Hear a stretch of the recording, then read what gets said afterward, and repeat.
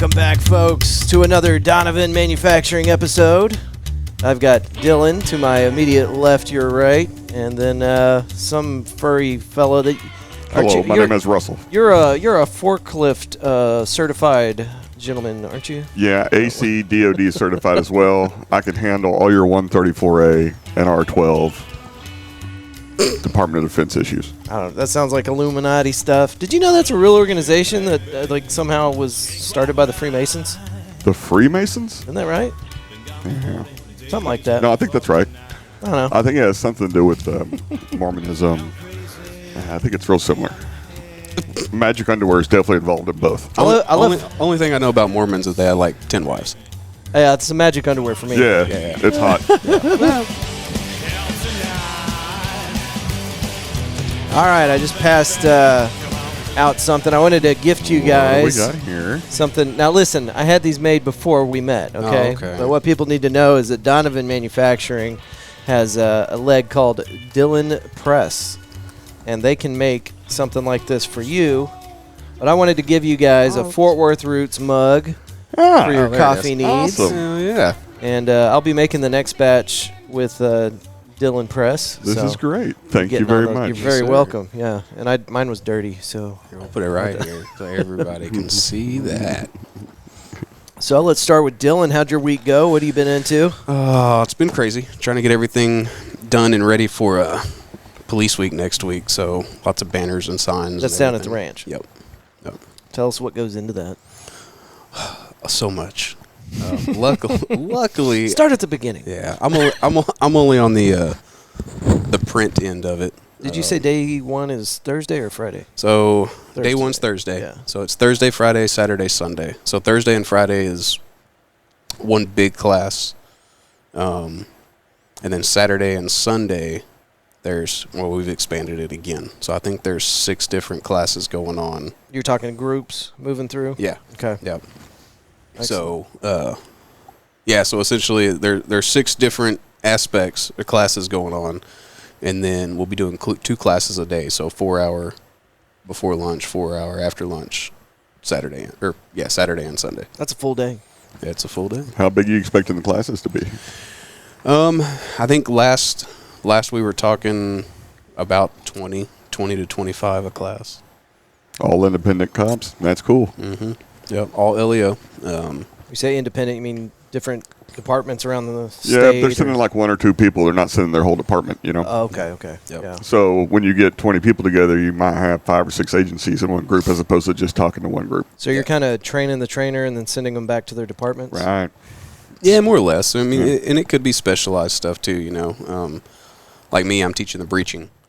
So it could just be, hey, I've got breachers from different SWAT teams, you know, that are coming in and doing breacher training. What's better, always going in the back door or the front? I'm a The kinda back guy. door. Back door guy? You look like you might be. Yeah. Well, it depends, man. You know, one of the things we talk about in the class is, illusions, right? So they're going to be expecting you to come through the front door. Mhm. So you get some guys banging on the front door, and then you get someone that breaches the back. Yeah. Blows We're still talking about breaching. blows through the back door. Right. Yeah. That's excellent. Well, It shocks them. It's a shocker. well, that's 2 in the back and 1 in the front, right? That's a whole different scenario. That requires more officers, right?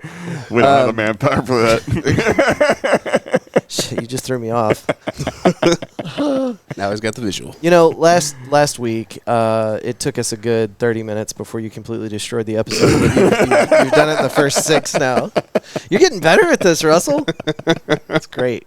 So, yeah, there's about a 95% chance that I'm going to get to go down there with you guys and Rad. try to stay out from underfoot, but definitely be as involved as you guys will let me be and take some video and do some recordings with some of your – now, Leos get real weird about this because they don't want to, screw anything up, say anything stupid because everybody's got that horror story about that one guy from their department that did that one thing, and don't be that guy, right? So, absolutely, they're all very cognizant of that, and I tend to, whenever I'm talking to a police department, I like to go for the public information officer because they pretty much have the blessing from the department, like that's the guy. So, your PIO, if there are any PIOs out there, we can maybe get a foot in the door. But well, in all anyway. honesty, man, like getting you down there, just kind of let you see what it is we're involved in. Yeah. You know. Well, I've been really paying attention to these videos because, you know, you've got some people down there taking some really badass videos of the stuff y'all are doing. Mm-hmm. Yeah. And I'm starting to pick it apart. Like, one of the things I noticed the other day, I was watching a couple videos, and I was like,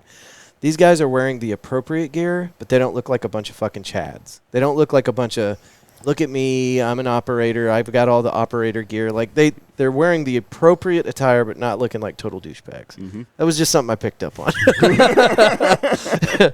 Because my wife, she's a cop. She's been a cop for 16 years, and I showed her this stuff, and I was like, hey, it's police week. Like, maybe you could go down there with me. And she's like, I want no part of that shit. That's usually the response we get from cops that have been here 16 years. But and she's getting a little bit more training than most because she's one of the range people, so she's instructing other officers, and so she's, you know, putting rounds downrange a lot more than the other guys. So That's good. she might not feel like she absolutely needs it. In fact, she's so ready to get out of there, man. You know, the climate's changed. She's been there 16 years. When she came in, officers were still considered heroes. You know, this is post 9/11, and we really appreciated our first responders back then. And the media and just culture in general has completely changed that. Like, we don't celebrate them as the heroes they are. They don't have the support of the community. And honestly, it's made it really dangerous for officers. Well, it has. And from what I understand and what I hear from different, you know, departments, is nobody wants to be a cop no more. No. And so Why would you want to? No, Yeah. there's zero gratitude. The pay sucks. The benefits are kind of getting taken away. I know for certain departments, they've lost some of the benefits that they had 10 years ago. Mm-hmm. Why would you want to do that? Why sign up for that? Sounds like a race to the bottom, really. It is. Yeah. And so the quality of Hence individual private that you're security. getting. Yeah. Yeah. Right. The quality of individuals that you're getting coming into the department it's gone way down. Yeah. And Because what's left? I mean, you've got all these highly qualified people, maybe coming out of the military or not. Maybe they're coming straight out of college with a degree that led them to law enforcement. But those people, those highly motivated individuals, are going to see, like, well, I'm worth more than this. Well, I think the real thing is personal integrity. Well, right? yeah. So if you get into it we all, just like when we joined the military, we went into it as patriots. I needed a job. I don't know about you. Well, but but you know, we also had. I was watching this Vietnam thing on Netflix, right? It's awesome. Mm-hmm. So it's kicking me back to my grandpa and how World War II is still affecting us, and like we're the last generation that World War II is really kind of affected. Right.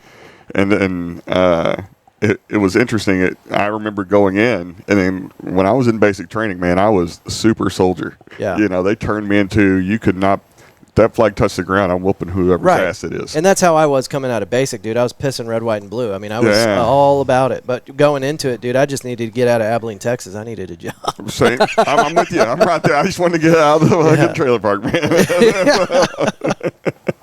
man. Amen. But what ended up happening though is it turned you. It told me what integrity was. Yeah, and it instilled some pride in your country and then you had group it that you're with. And then you know, as you get further into your military career, you realize that just doesn't matter anymore. Yeah. Your World War II scenery of the Navy coming back and kissing somebody on the streets of Broadway or something is gone.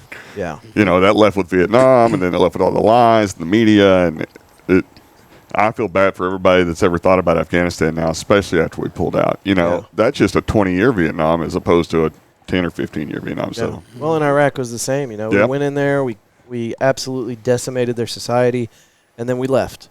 And then we came back. It's like, I'm dead. I'm alive again. I'm dead. I'm looking at you. Fuck you. Yeah, I mean, it's just, it's what we do, man. We go in, we have some fun, and then we leave, and then they're left picking up the pieces. So I don't know. I'm with you, man. Like things have changed. We went in, we had a lot of pride in what we did, and then over the years, you start kind of peeking behind the curtain, and you're like, oh, this is all definitely not worth lives. I think another thing that may have helped, I don't know if it helped, I mean, not help's the wrong word, but may have changed, was there's no more hand-to-hand combat really anymore. It's only in these special dudes' hands. Well, I don't know what they have in basic, but I know that whenever I went through, they were real hot on combatives. And that's not the same as 1990s and before where they were doing. I mean, we were doing bayonet training. Were you? Kinda. Like spearing people? Yeah, well, we were doing the pugils, and they showed us how to attach the bayonets and all that, but it was very light training as far as that goes because the Geneva Convention doesn't allow us to use those or some shit. So it's you can't actually use these, but we're going to have a day. There was one block of training on it. Did you have the cards? I got you about a couple of years, I think. Are you talking about the fucking stress cards? Yeah, did you have those? No. Okay. Shame on you. We talked about this. I'm polishing boots old. There was this one time I still wore BDUs. This guy he just wouldn't keep up. He didn't care. He didn't care what the drill sergeant said. And then the drill sergeant took that guy into a ditch, and we never saw that guy again. We had a couple of those. Yeah. There wasn't no, hey, go pack your shit. We'll see you on the end run. It's we never saw the dude. Well, and I know what happened to him. Behind the scenes, it's we'll clear your shit out. You're not going back in there. But they needed the rest of us to see, ooh, that guy just disappeared. It worked. Yeah. Oh, yeah. Because you're cut off. You don't have and we did I'm young enough that we had cell phones, but they took them away from us whenever we went in. This is 05. Well, and I think that's a whole talking I about. didn't have any of that. Yeah, I know you didn't. You're talking about police departments and stuff like that. Well, the military is no different, and now you've got the stress cards and you. Cops have stress cards? No, military. Oh, okay. You go to the military, you got your stress cards. Did they not get rid of those? I thought they tried it. Dude, they still got them. Oh my God, man! And then I bet they have their cell phones too. They do. They keep their cell phones. They've got the cards, and not only that, but I mean, have you seen some of the recruiting videos for? Well, I know the Army's notorious for it. What about 4 years ago? They did one that was supposed to be super, PC. I don't even want to say all the words, but it was not the kind of Army that. Let me put it this way: if I had still been in the Army whenever that fucking video came out, that'd have been it for me. Mm-hmm. Whatever it would have taken, I would have separated but I saw it coming, and that's why I left. Right, dude. And I'm sorry, but and this is my personal opinion, but for our military, I don't think it needs to be soft. No, because you got you got all these other fucking countries that are looking and seeing, and they're like, oh yeah, got a bunch of fucking pussies out there. They saw it. Mm-hmm. Everybody saw it. Mm-hmm. I mean, in 2000, we're talking pre 9/11. I'm watching hour-long videos before and after every weekend about sexual harassment. Don't beat your wife. Not that. Don't this is what if you this is child level sexual harassment. Wait, that's weird. We ain't getting into that. We ain't getting into that. That opens up a bunch of other questions, Russell. If I say Barney level stuff. Yeah. If she's cute or something like that, sexual harassment. Yeah. As opposed to whatever. Yeah, and even that stuff was why are we talking about this? But no, we all got it. We were all had our moral health. We had our head on us. We didn't need to be reminded for an hour. 2 hours a week. Yeah. Literally 2 hours a week. Right. And that's where it was excessive. It's we got it. What are we doing? Yeah. But we signed an oath. You had to do we that. have integrity. Get the hell out of here. You had to have some kind of content for your Friday safety brief, right? That's right. Now, when I was active duty, I was in artillery, and our first sergeant or whoever was given the Friday safety brief would come in and be like, don't drive drunk, don't kill anybody, make sure you're back on time for Monday formation. Everybody got it? Yep. Yeah. All right. Have a good weekend. And that was usually our safety brief. But it was all male. It was all dudes, and we were in between the ages of 17 and 24. I mean, it's pretty simple. Well, you're not supposed to leave further than whatever it was, 100 miles from base. Yeah. There was that, too. They'd tell you, stay within however many miles. Up until one guy fucked it up. We all fucking went home, man. Well, we were still doing it. Everybody still does it. I think the limit was 90 miles or something. Yeah, something like that. Dude, I was in Barstow, and one weekend we just drove to San Francisco. There's no fucking way we're driving back if there's anything going down. and that's why they do it, because you're kind of on call all the time. It'd have to be something pretty major, but you need to be No, reachable. we were checking out Haight and Ashbury. I was like, wow, this is where it all went down. This is awesome, man. So, yeah, the climate's changed, man, but we still need officers and we still need soldiers. And people that say that they don't want cops around have never been to a country where there is no law. You know, I saw Iraq after we destroyed it, and it opened my eyes to, oh, wow, this is what it looks like whenever things go to shit. And I think that's what veterans really hold on to whenever you find them in the outdoor store, the gun store, whatever, and you see them packing up on way too much ammo and extra guns. You only got 2 arms, dude. Yeah, well, because you know what it looks like whenever the system falls apart. And the keystone of our civilization are our law enforcement officers, our first responders. You hate cops until you need them.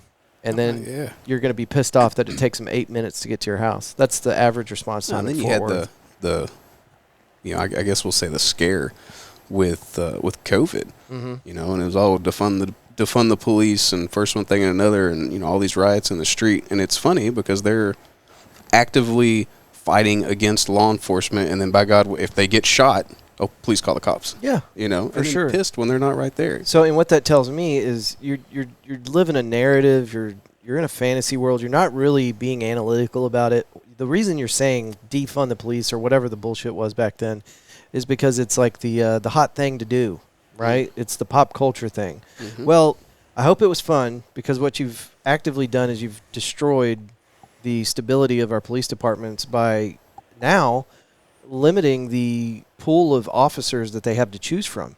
Mm-hmm. What you did is you made it harder to find quality officers. So now it's worse. It's worse. You have, I'm sorry. So I'm going to say it, but you probably have less qualified, maybe not the top of the run of officers out there right now, because the people that would have been in the department that protects your city, they decided to do something else because they didn't want to work for ungrateful, shitty people. It's just like any industry. I don't think people look at security like a talent. It's a talent pool. There's only a certain amount of people that can shoot good. There's only a certain amount of people that have situational awareness. There's only a certain amount of people that can de-escalate a situation. There's only a certain amount of people that can take all that heat from seeing death and decay daily, and still go home and be like, thanks for the eggs, honey. Mm-hmm. Mm-hmm. There's only a certain type of person that can do that. Right. That's a talent. Yeah. And that talent pool, when belittled, will go private, just like any other talent pool. Yeah. And that's what eventually happens in countries like Iraq. Whenever there were no police forces, I guarantee you the families that had money, they were safe because they did have private security. Mm-hmm. No cops, no problem. I've got cash, and it spends well. So you got Triple Canopy, Blackwater, same company, but different names. I mean, they were there, and you saw them running around. You're like, what the fuck is that? And everybody'd be like, don't worry about it. Just don't mess with those guys. They're over there getting rich. You can think about it. Anybody you could possibly think of that would possibly have private security. So anybody you've ever seen on Netflix probably has private security. So they are now detached as well from the police. Mm-hmm. So anybody that's pushing a narrative, they're not really feeling the lack of cops because they don't have the lack of security. Mm-hmm. And that's what drives most of us up the wall, those of us that are law-abiding, gun-owning citizens, is whenever somebody comes down and says, you don't need guns to protect yourself. It's like, bitch, you got 8 security guys, 4 on your left, 4 on your right, and probably a couple more that we can't see, and you're telling us that we don't need to worry about protection? Yeah. Nope. No, that just doesn't fly with me. I'm sorry. But, yeah, we got to support them. And well, this is why places like the ranch are so important. Yes, and not only that, I mean, it's a great environment for Leos and like-minded folks, but you're preparing them. You're giving them the training that they need that they're not getting inside their own department, which is crucial. Well, the cool thing about this, too, is the people that go down there to train are the high-speed dudes. It's like you can't sign up for the extra stuff if you can't qualify for the extra stuff, And you wouldn't put yourself into it. They don't send people that aren't 100% down there. Mm-hmm. So everybody down there really wants to learn. So it's really easy to teach people that want to learn. Mm-hmm. It's a lot harder to teach a bunch of people that don't want to learn how to do something. Yeah, 100%. And then once they go back, now that they're eager, they go back and they want to show everybody their new skill. And it's like, yeah, let's get these tools. We got this stuff down. We have no problems whatsoever. And not just the knowledge, but the morale, the ethos of having camaraderie together is it populates throughout it. Yeah. Mm-hmm. And the ranch kind of has its own great filter too. I mean, you got to really want to be there if you're going to make it all the way out to Dilley, Texas, right? It's a bit of a haul. Yeah. Mm-hmm. Especially when you're making the drive 2 or 3 times a month. The other great thing about it is once you're there, you don't really like, well, where am I going to go? San Antonio? Nah, not really. It's too far away. Yeah. So everybody stays there. Yeah. So at night, we throw the logs on the fire, maybe cook a couple steaks, or have catered. Really depends on what's going on. I got a feeling there's going to be some catering going on. Oh, yeah, yeah. How many people are throwing up pop-up tents? Man, it depends. I mean, generally, not a lot. You do have the occasional, but depending on the event, like they did a drifting event down there last year. Like they did 2 or 3 of them they hosted out there, and man, them guys, they had RVs there, camping, popping tents, doing things. So I mean, we have looked out there and the field's just littered with tents. Yeah. But generally, the amount of people coming down and taking these courses, they've got 3 bunkhouses, so I think they can sleep. It's like 60 to 75 people. Okay. In a bed. Because I told you I was planning on bringing camping gear if I needed to. I love camping, so it's no problem for me. Yeah. But if there's a bunkhouse. Well, so I mean, before we all started going down there and stuff, it was really trying to get the thing going, and it had a real impact on the civilian community. So all your 3-gun guys. And that's kind of where I started, and it started hanging out then whenever it was all 3 guns. So when it was 3-gun guys, I mean, those guys camp and RV at everything, Yeah.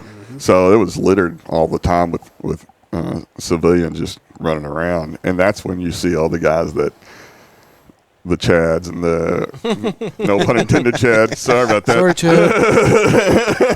You know what he meant. But, that's where you see those types of dudes. And then slowly, as the government contracts and the cops that would be in these 3-gun events saw everything that was going on, and it was like, wow, we really need to bring our department down here. Then the Leos started flooding it, and then all the .gov guys started flooding it, and then now it's mainly just .gov and Leo. I mean, you can rent it out for private events just like you ever would, but to get on the calendar as a civilian, good luck. It's booked up for the year. Well, I don't know. I don't run the thing, but it's definitely. I wouldn't say it's booked up for the year, but if you're going to come down and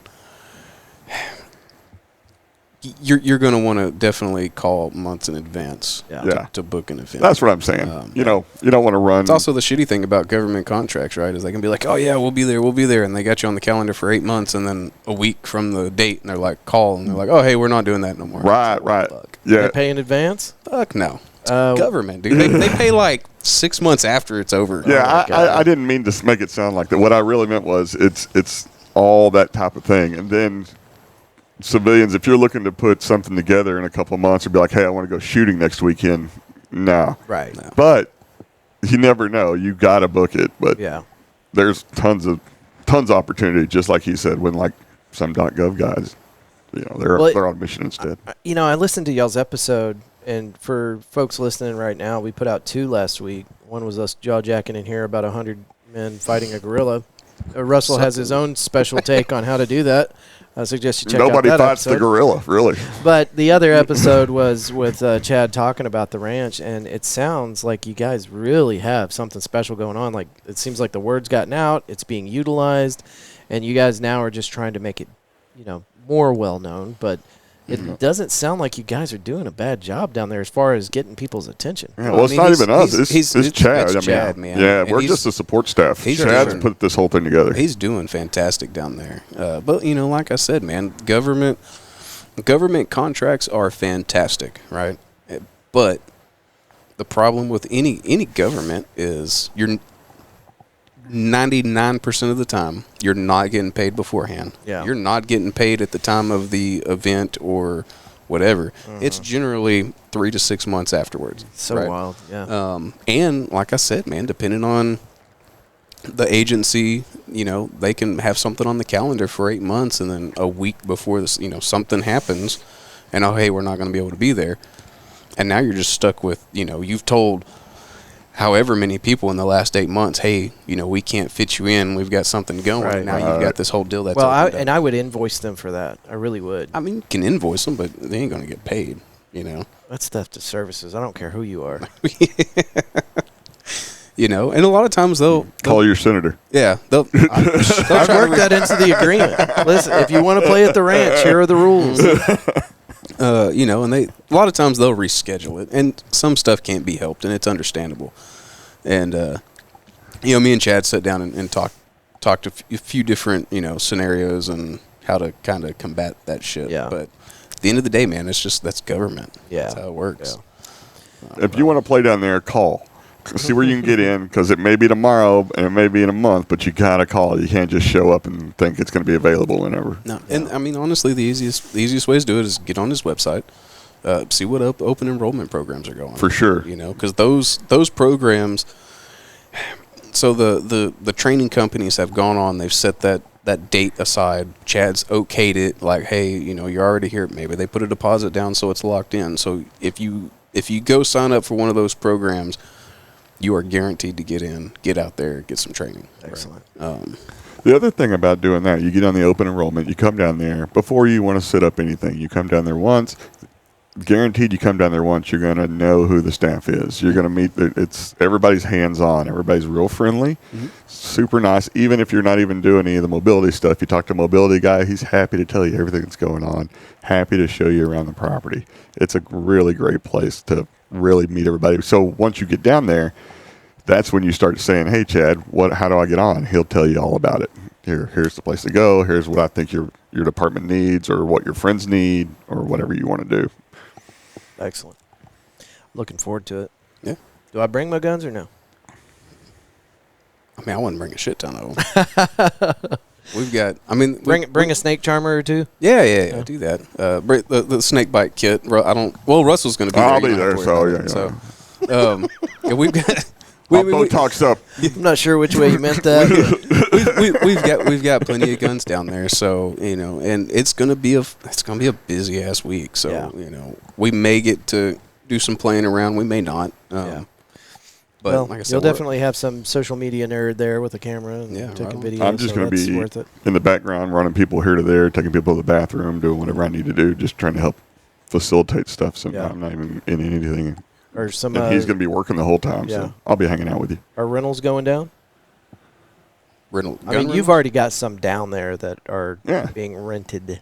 Oh yeah. Yeah. Are you taking more stuff down? Man, I mean, we might bring down the saw or something just to throw in as a hey, let's have some fun before everybody starts drinking kind of thing. But no, I don't plan on bringing a whole bunch of firearms down there. Yeah. I don't think it's going to be that kind of a weekend. I know there's going to be some shooting going on, so maybe we can get you plugged in with something like that. Let you do some shooting. Yeah. I mean, we can definitely put you on one of the full autos, and for sure on that. I just don't know if it's with everything going on down there, and we're going to have stages set up all over the place. Like I don't know if we're going to be able to get up in the sniper tower and do any shooting from that. But yeah, I certainly don't have any. Range. I don't have any expectations as far as that goes, but I do love pew pew, and yeah, for sure. Well, we've got 13 rifles down there now, so I mean, there's plenty. Okay. Yeah, it'd be fun. Are you still supplying all the ammunition down there? Mm-hmm. That's good. Yeah, go crazy. Yeah. I mean, did you already shoot? Yep. You should go again. And, I ordered a few thousand rounds. That's going to go down there with us that weekend, just in case we can sell that off. Nice. So there is a possibility there's going to be a lot of shooting going on. Yeah. Extra, but depends on the course load, how big the course is, how big the classes are, weather, how hot everybody gets. Hopefully weather's good. I'll have to look at that. Do they have like a room there with a cleaning table for firearms? Or does everybody just do it at their bunk? Yeah. Well, you can do it at the bunk. Yeah, I mean, all the bunkhouse has, they've got tables and everything out there. And then right outside the armory, there's a big table out there that you can clear and clean. Nice. So excellent. What else you guys got going on this week? That's about it, man. Why you always ask us on Thursday? Yeah, like the week's over. Well, like and I don't know past Well, Monday. our week is Thursday to Thursday. That's our week. Right. In this world. Yeah, I mean, that's pretty much it. Finishing up some of these jobs before I go out of town next week. You talking about print stuff? Mm-hmm. Yeah. You got any big stuff? Well, I mean, I got all the stuff for the police week. So Yeah. a bunch of banners, signs, Right. cups, all that Nice. bullshit. But yeah, man, that's really about it. Try to relax before I have to go out. And It's do all that. long hours. Mhm. It's going to be a little bit intensive. Yeah. Russell? My wife is planning my whole weekend out. It's a whole bunch of stuff that I'd rather not talk Mother's about. Day. Mother's Day. Mother's Yes. Day. I got to go do some Mother's Day shopping. Yeah. Well, Mother's Day, guys. Oh, you're not going to see it. Hopefully, It's gonna have to release on Saturday. Nah, I'm going to try to I'm going to try to start pumping these out quicker. So now that we've got kind of a rhythm going. Sweet. I like rhythms. Yeah. Mm-hmm. Rhythm All and right. jam. Where can folks find Dillon Press? We're on Facebook, not Instagram. And it's just Dillon-Press. We do have a website, Dillon-Press.com. Other than that, email me, Dillon@Dillon-Press.com. How do you think you stack up against other people with vehicle wraps as far as pricing? I mean, I'm pretty competitive on my pricing. Yeah. Yeah, I don't have quite the overhead that these other. Now, I'm not going to try to beat pricing from somebody doing it in his garage. Yeah. But as far as commercial, man, like we're real competitive on that.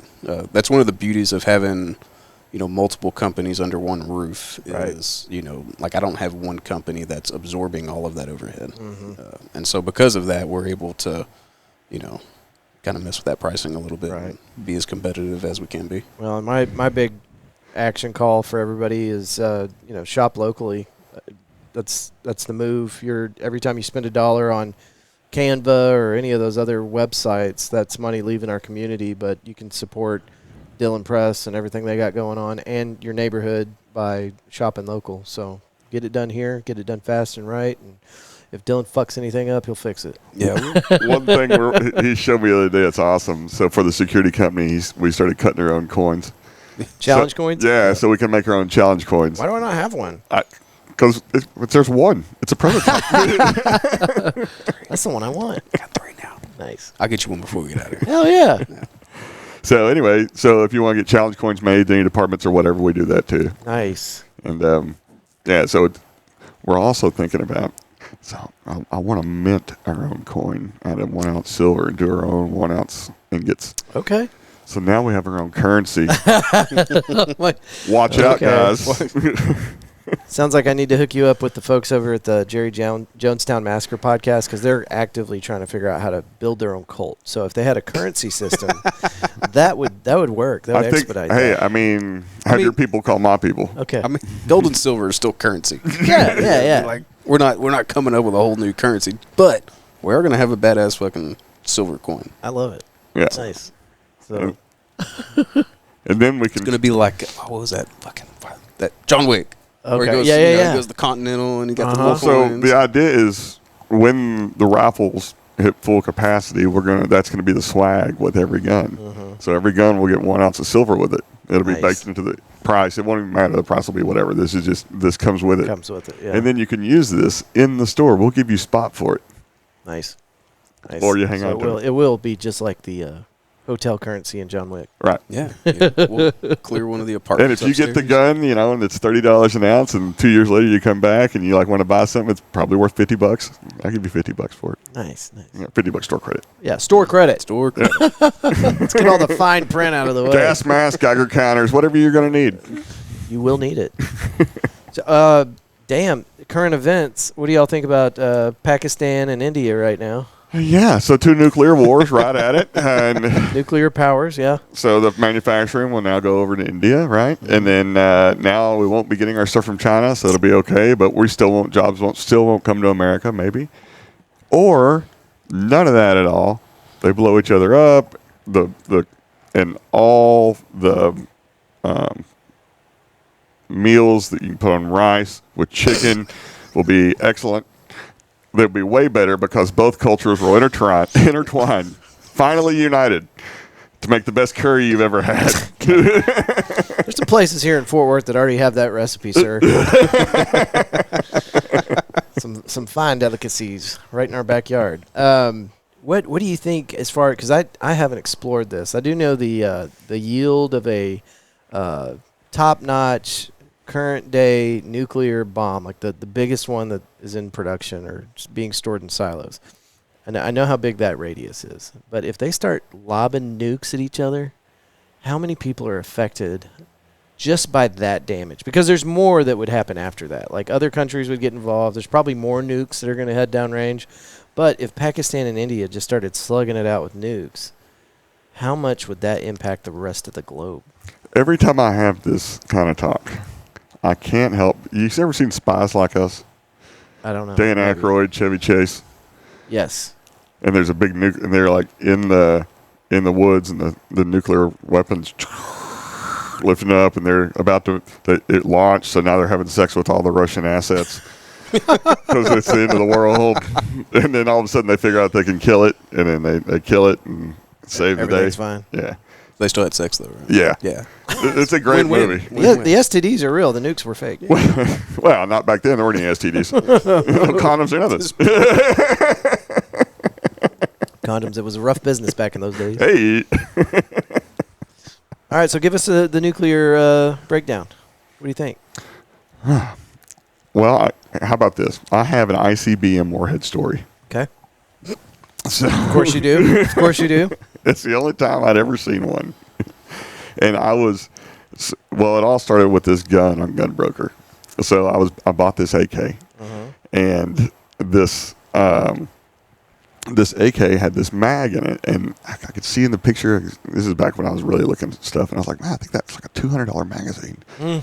So I bid on the gun. I won it, but the guy acted like he was a dealer, but he wasn't a dealer. So there was like 3 months of paperwork. It would have been like days, but since he wasn't a dealer, it's 3 months of paperwork. I'm sitting here waiting on this gun. So while I'm waiting on this gun, I want to go get this magazine from the guy because I don't want him to ship me the gun with some $2 magazine. The whole reason I bought the gun was because of this. So it's hilarious. And so I'm driving to deliver this other gun to Louisiana, and he is in Lindale. So I stop in Lindale, and I see this guy. And he's probably going to be mad that I even half-ass mentioned this.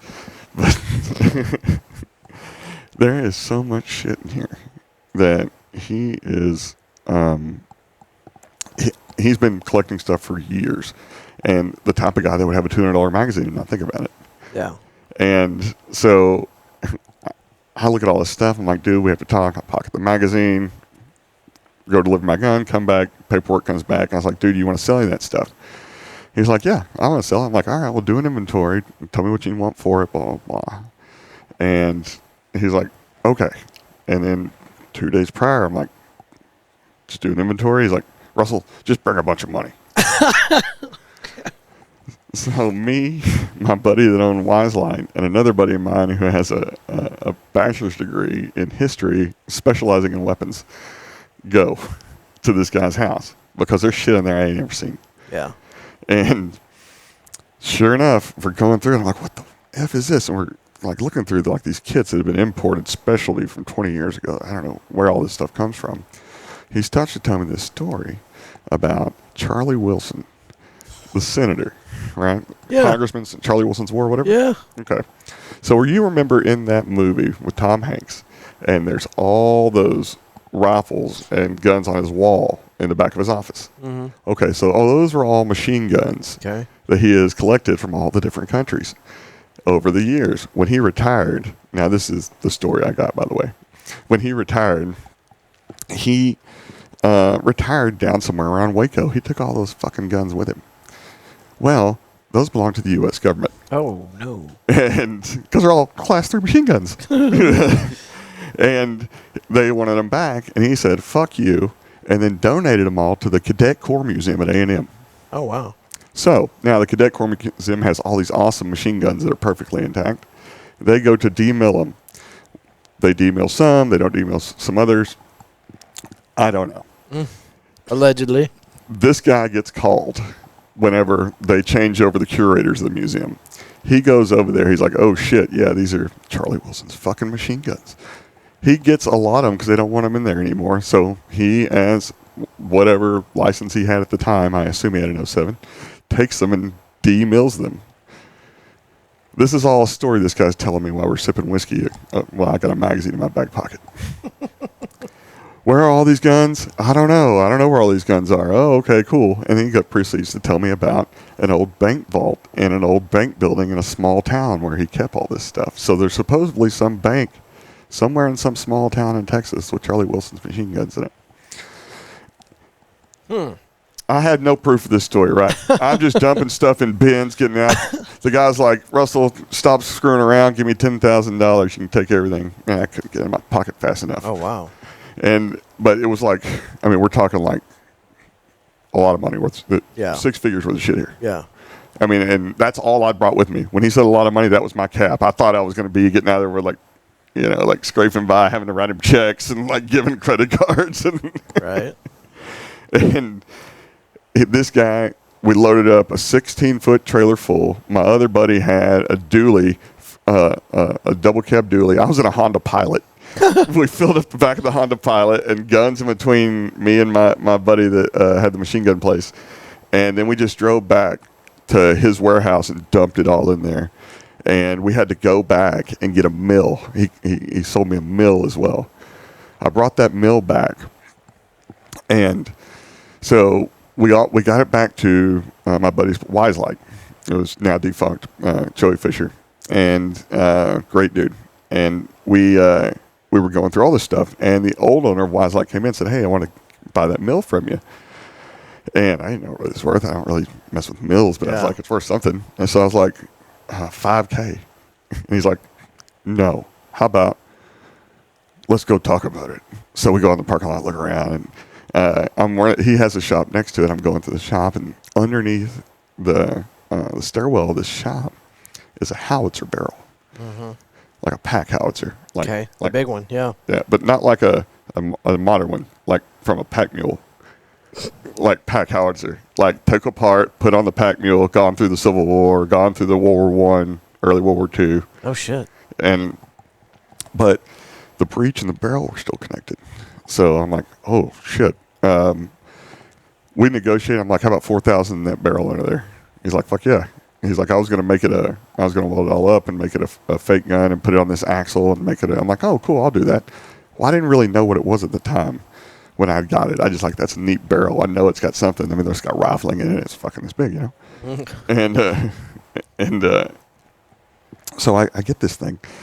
And it turns out that's exactly what it is. So I have no idea the value of this thing. I start Googling pack howitzer, you know, and I'm learning that, well, now this thing's a DD because the breech and the barrel are connected, so I get those apart as soon as I can. And then I start figuring out the price of this thing, and I'm looking it up, and I find a guy that deals in these things. One dude, like he puts his cell phone number on a forum from 1987, and that's it. Yeah. And he's like, yeah, they're worth about 14. I'm thinking, oh, okay, 1,400. I gave that guy $1,000. No big deal. And I sit there thinking I lay my bed for a couple hours. 14. Does he mean 1,000? I think he means 1,000. So I call him like, did you say 14? Did you mean 1,000? Or did you mean? He's like, oh yeah, 14,000. Yeah, I can get you 10%. I can sell those for you. I'm like, deal. So the guy does this, and then in 2 weeks he sells them. I clear $12K on that barrel. Damn, just on the barrel. Yeah. But here's the thing. One guy that buys this barrel, and so I deliver the breech it goes to a museum in Gettysburg. We have to ship it. And my Roston builds the crate for it. It's one of the first things Roston ever did for me. Or Ross. Sorry, Ross. And he ships this breech to Gettysburg. So the barrel I have to deliver to this guy in Tennessee. Now, I don't want to say the city because it'll probably bring it up, but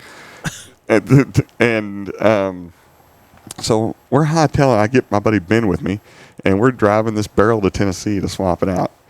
And we meet this guy, and this guy puts out all the movie props for all the movies, like all the movies. So whenever you see like a Navy movie with the bombs on the deck of the ship and they're all perfect with the yellow lines around it, those are him. Okay. And there's warehouses full of tanks.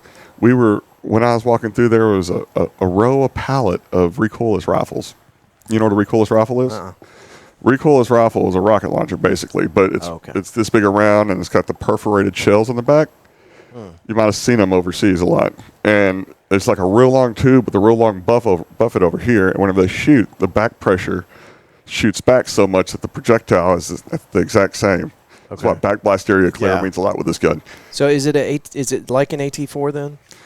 Just bigger and old school? Yeah, except there's a shell casing, kind of, with like, it looks like a, 155 or whatever, 50 millimeter round, whatever it is, the big one.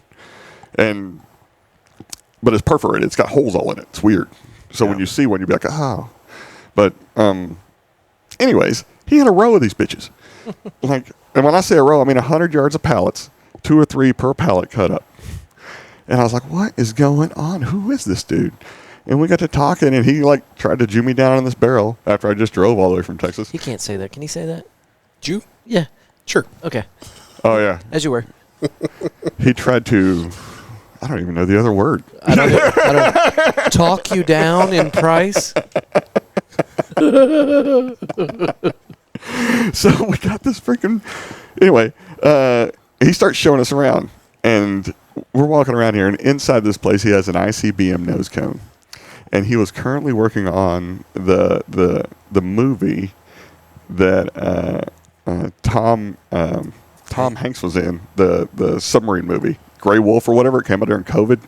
It was something like that. Might have missed that one. Everybody did. It came out during COVID. It sucked for him. But they've been working on it. But they were filming it in Louisiana, and it came out. It looked like a cool movie. I didn't even see it. Yeah. But every bomb that was on there, he had supplied for the submarine. It's like a World War II submarine. That's really cool. Like that. And so I was sitting there. There was 3 of them. And I was like, dude, how much are these things a piece? And he's like, well, that one is $3,000. That one is $7,000. And I don't know the price of that one yet. I was like, how's that? And he's like, well, these are the only 3. So whenever I sell that one, now there's only 2. And I was like, wow. Did you get a picture? No, there ain't no picture. Oh, I did. You should have done a Russell selfie next to it. There's one picture of Ben putting his hand on the ICBM nose cone, and but I don't know where it is. It's pretty wild. 6 For folks phones ago. that don't know Russell yet, this gentleman just runs around talking to gun people. That's all he does. Yeah, that's all I do. Yeah. And then he wanted that barrel because he had a new barrel, and that barrel, he sold the new barrel and needed this junk barrel that I had to put in a museum piece that was going to the Northwest. So Tom Hanks officially started and ended this story. It's just a real long way around saying I seen an ICBM.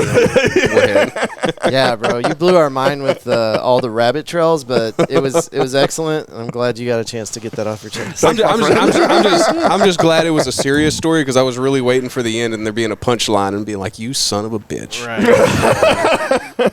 Or like one of us finally freak out and be like, Russell, what about the ICBM? And he's like, what? What are you talking about? I just made the whole thing up. All right. Well, we know our forklift certified DOD forklift operator doesn't have anything to plug. No. Okay. I know that. No, I do. Do you? Okay. Yeah. So Brad at Honor Tribe Outdoors is trying to fill spots. He's doing a thing basically like if you mixed executive outdoors and the ranch together, come out and do some turkey hunts if you're missing a limb or, PTSD veterans. He's also him and some other SF dudes I know, they have gone through and had really good results with the Ibogaine. And Ibogaine is, of course, the drug therapy that is produced by that nonprofit that they can set everybody up and then send you down to Mexico and put you on the beach. And, that's getting a lot of media attention right now. Have you seen that? Ibogaine has been in the news. It's worked wonders. I got friends that have signed to do it a second time. They're saying it's an 88 or something % success rate on the first trip, and then I use that word. Is this an injection? Is that how they're doing it? No, I think you eat it or smoke it. One of the two. Okay, so this is like I think it's smoke. Like you take this drink and then you smoke it. Is this like a hallucinogenic? Oh yeah, dude. It's like ayahuasca-esque. Oh, okay. See, this is how little I know about it. Well, so what so let me. We'll have to do a full episode on that next week. Yeah, sure. Yeah, you just go down there. Let's go and do. Hey, look, I don't even know if I want to. I found the one thing that he says no to. Is the Ibogaine? Really? Too many truths come out in this, I hear. Oh, you've never tried it? No, not yet. Huh. Yeah, I'm going to have to look into that because I thought it was like a pharmaceutical drug you could only get in Mexico. I thought that's what it was. Well, no, so you can only administer it in Mexico. You can buy it anywhere. Oh, really? But you don't want to take it anywhere because it's so what Ibogaine does is it rips all your pain out. So get ready to like want to die. Oh, fuck. And then no, I'm good, actually. Once and I'm talking like throwing up, all that crap. And No. And then once you get that out of you, then they fill you full of 5-MeO ayahuasca, basically. Okay. This is a whole procedure. Yeah, it's a 3-day thing. Oh, And there's a second day is a gray day, they say. And then so on the gray day, that's when you're like kind of like coming back and like getting rid of everything you ever saw or did or whatever, you know. The way they described it to me is they take a back, like here is like your plane of existence and like here's the bad thing that happened. It made a hole. And then eventually you shoved a bunch of shit in that hole. And then over the years, layer over layer over layer of dirt on that hole. And then maybe something else happened here and something else happened here. What Ibogaine does is takes a backhoe to all that shit and like digs everything you ever fucking pushed down up, everything, all of it. And anything that was ever negative. And then fills that hole back up with love. I feel like there's a Scientology work around here, right? Going clear. Like maybe that's the fast track to Scientology, maybe, huh? This is way cheaper. Sorry, Tom Cruise. All right. If you're listening, Tom, sorry. All right. Donovan MFG on Instagram, website donovanmfg.com, and Dillon-Press on Facebook for all of the print needs. You got a Tumblr that needs a fly-ass logo on the front. They can do that. You need stickers, brochures, business cards, anything, T-shirts, hoodies. They got you covered. So spend your money locally. Hope you guys enjoyed this episode. Dillon, you got anything for our friends before we get out of here? We're going to go get some lunch. We are going to go get lunch. With all the nuclear talk this episode. We do sell. We didn't actually get around to that, did we? We do sell gas masks and Geiger and you know all the stuff. So come see us at the shop. Geiger counters. If you want to come visit, we're down at Hicks Airfield in Fort Worth. Pull in, drive down the main strip. You'll see our storefront out here. Plan on having lunch here. They have a great little restaurant. They do. It's pro stuff too. It's not like World War II Vietnam milsurp stuff. This is like actual real stuff that real people use. So come see us. I think that's it. Excellent. Guys, thank y'all for doing this. Don't lose those coffee mugs. Those are like the last 2 I got. Oh, well. Until Dillon makes some more. Yeah. Well, let's lose them. Let's do it. Then he'll just have to make some more. All right, guys. Thank y'all so much. My name's Andrew. I'm with Fort Worth Roots, and we do this every Thursday with Donovan Manufacturing. And we'll see you next week.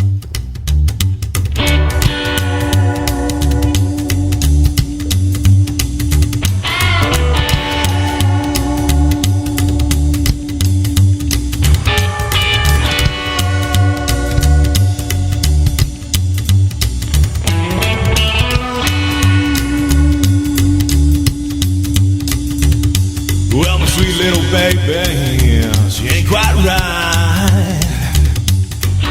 Been gone for 40 days and for 40 nights.